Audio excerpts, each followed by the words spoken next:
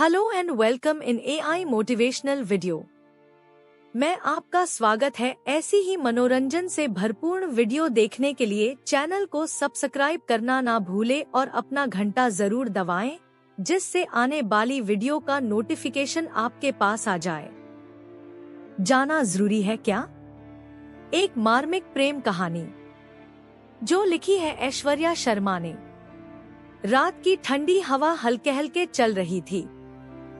चांद की रोशनी अवनी की बालकनी पर गिर रही थी, लेकिन उसके मन में अंधेरा था। हाथ में एक चिट्ठी थी, समीर की लिखी हुई। यही उसकी आखिरी निशानी थी। आज भी उसकी आवाज कानों में गूंज रही थी। मुझे जाना होगा, अवनी। ये जरूरी है। क्या सच में जाना जरूरी था? क्या किसी का जाना किसी और के लिए इतना तकलीफदेह हो सकता है? या फिर यह महज एक बहाना था?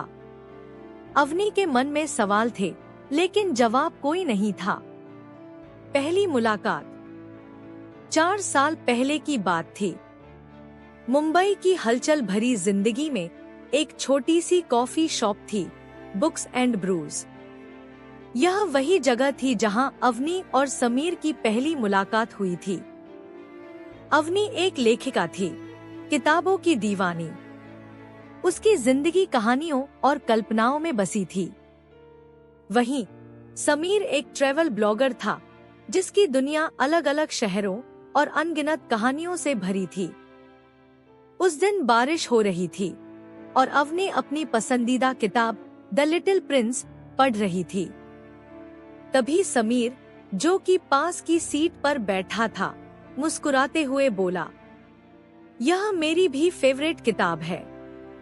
अवनी ने चौंक कर उसे देखा। सामने एक लंबा दुबला पतला लड़का था, जिसकी आंखों में एक अजीब सा चमक था, मानो उसने दुनिया की सारी सच्चाइयां देख ली हों। उन्होंने कॉफी पर बातें की, किताबों के बारे में, सफर के बारे में, जिंदगी के बारे में। अवनी को पहली बार किसी अजनबी से बात करके इतना अच्छा लगा था। समीर की कहानियां उसे किसी और ही दुनिया में ले जाती थी। वह पहली मुलाकात थी, लेकिन ऐसा लगा मानो वे बरसों से एक दूसरे को जानते थे। कहानी का सिलसिला। समय बीतता गया और समीर और अवनी की दोस्ती गहरी होती गई। वे अक्सर कॉफी शॉप में मिलते, साथ में घूमने जाते और एक दूसरे की जिंदगी का हिस्सा बनते गए। समीर उसे अपने सफर की तस्वीरें दिखाता, अलग अलग देशों की बातें करता। उसकी आंखों में एक अलग सी चमक होती थी जब वह किसी नए शहर का जिक्र करता। अवनी उसकी बातें घंटों सुन सकती थी। धीरे धीरे अवनी को एहसास होने लगा कि वह समीर को चाहने लगी है। लेकिन क्या समीर भी उसे चाहता था? पहली जुदाई। एक दिन समीर ने कहा, मुझे कुछ महीनों के लिए यूरोप जाना है। अवनी चुप रही। उसे पता था कि यह दिन कभी न कभी आएगा, लेकिन उसने कभी सोचा नहीं था कि यह इतनी जल्दी आ जाएगा। कब तक वापस आओगे? उसने धीमी आवाज में पूछा। देखता हूँ। शायद 4-5 महीने में। उस रात अवनी बहुत रोई। उसे लगा जैसे उसके अंदर कुछ टूट गया है, लेकिन उसने समीर को कुछ नहीं बताया। वह नहीं चाहती थी कि वह उसे किसी बंधन की तरह महसूस करे। समीर चला गया, लेकिन उनकी बातें, यादें और वादे वहीं रह गए। फासले और नजदीकियां।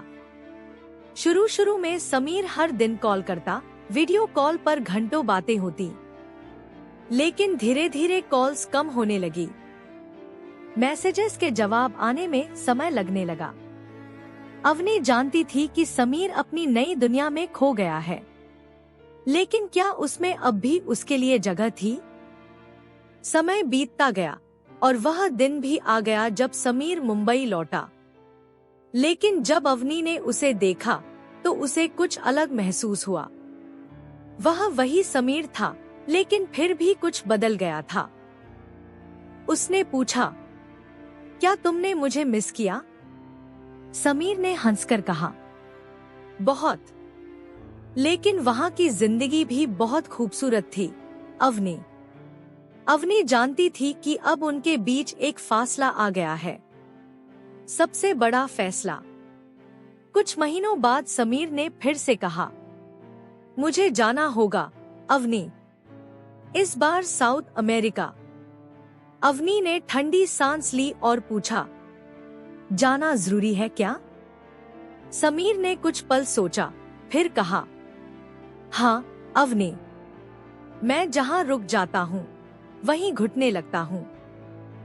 उस दिन अवनी को एहसास हुआ कि कुछ लोगों को कभी बांधकर नहीं रखा जा सकता।